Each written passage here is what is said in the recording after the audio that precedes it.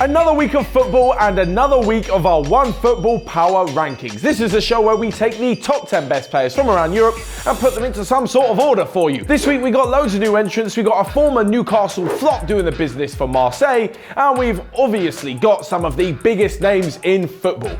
That and more coming up in the next few minutes, so let's hop into it. Now, of course, during the international break last week, that's a whole new list of power rankings. So, for today's show, we're going to go back 2 weeks to the last power rankings. So, for just a quick recap of them, we had Diego Godin in there after a fantastic play for Atletico Madrid. Memphis Depay's form did not go unnoticed as he made it in there. Marco Reus sat at number 4 after starting the season fantastically with Dortmund. And the top 3 of Bernardo Silva, David Silva and Karim Benzema made up your European power rankings 2 weeks ago. However, things have changed a little bit this week and there is a whole host of new entrants. First up, and we look at the losers of the week. Now, these aren't necessarily the worst players in Europe at the moment, but they're the ones who have dropped out of our top 10 for just not being up to the standard. The one loser that I have this week is Edinson Cavani. He was at number 6 2 weeks ago, however, since then and pretty much for the whole of the season, I feel like he's really been in the shadow of Mbappe and Neymar. He doesn't always start every game for PSG, and when he does, he often finds himself out on the right-hand side. He did manage to score against Toulouse at the weekend, but that was a real blip. That was the only plus point in what's been a tough few weeks for Cavani. He started the game last night against Liverpool, didn't have the most impressive of games, and then got subbed off. This is because he was out on the right wing for most of it, and let's be honest, everyone's looking at Mbappe and Neymar to do the business. Cavani must feel a little bit left out. But on to the winners for this week, and we have 2 new entrants and one of the players who, I'm going to be honest, I didn't exactly know a lot about before this weekend. But I guess scoring a hat-trick away at Bayern Munich is sure to get you a lot of attention. Dodi Lukebakio, the Fortuna Düsseldorf forward, managed to bag 3 goals as they came from 3-1 down to draw 3-3 in the Allianz Arena. This is also good news for Watford as they're actually his parent club. They loaned the Belgian 21-year-old out to Fortuna Düsseldorf for the season, and at the end of it, they could be getting back a real player on their hands. This will be good for Watford as up front they haven't necessarily been the best team in front of goal, despite all the work that Troy Deeney does and the likes of Pereira doing a really good job out on left wing. Along with him though, my other winner this week is Florian Thauvin. He is the player who moved to Newcastle and did absolutely nothing. Now, I'm sure he won't mind me saying that because it's absolutely true, but since moving back to Marseille, he has taken on a new lease of life and looks like a fantastic attacking midfielder. So much so, he's been linked with big money moves back to the Premier League, which will be a massive slap in the face for Newcastle, of course. His hat-trick in Marseille's 3-1 win over Amiens in the weekend takes him to joint second on the list of top goal scorers in Liga. Pretty impressive for an attacking midfielder as he joins the likes of Neymar and Mbappe at the top of the list, who are in a goal-scoring team. So with the winners of the week said, here is how the top 10 stands from numbers 10 to 4. Of course, we'll move on to the top 3 in a minute. But for now, in at number 10 is Maxwell Cornet, the Lyon winger who managed to score 2 goals against Manchester City in the Champions League, which is no mean feat. In at number 9, Dodi Lukebakio, who we just spoke about, banging 3 goals in for Düsseldorf away at Bayern Munich.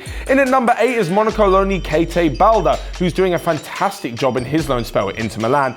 Number 7 is Florian Thauvin, who bagged that impressive hat-trick for Marseille.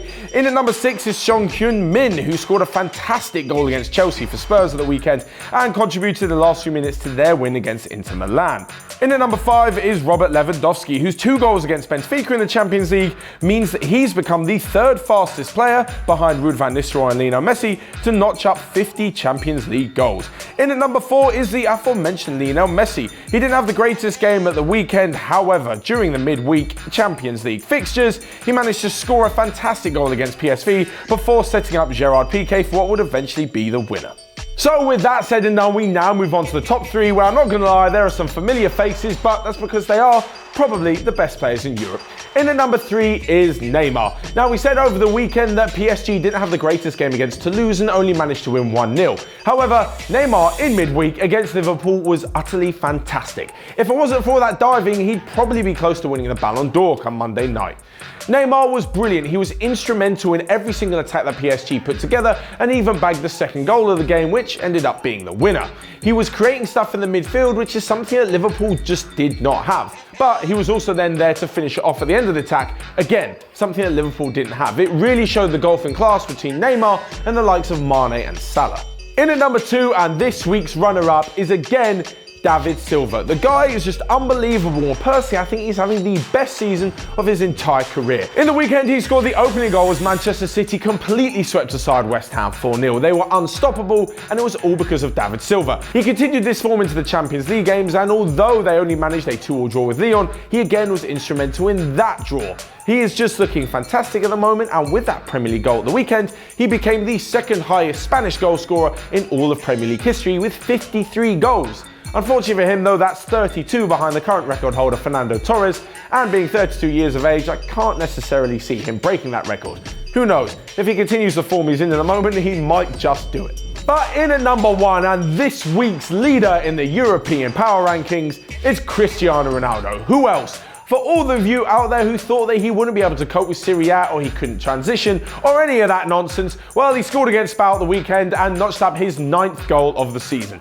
Add to that his fantastic performance in their victory over Valencia midweek, where he set up the winning goal for Mario Mandzukic. We can safely say that Ronaldo's definitely adapted to life in Italy and is looking as good as ever. But does this make Juventus favourites for the Champions League? It's well documented how CR7 literally carried Real Madrid to the last few Champions Leagues, so can he do the same in Italy? Of course, let me know in the comment section below your thoughts on that, and your thoughts on this week's European power rankings. Who should have made the top 10, who shouldn't have been in there, and who is one to look out for in next week's list? Of course, let me know in the comment section, smash the like button whilst you're down there, and until next time, I will see you guys later.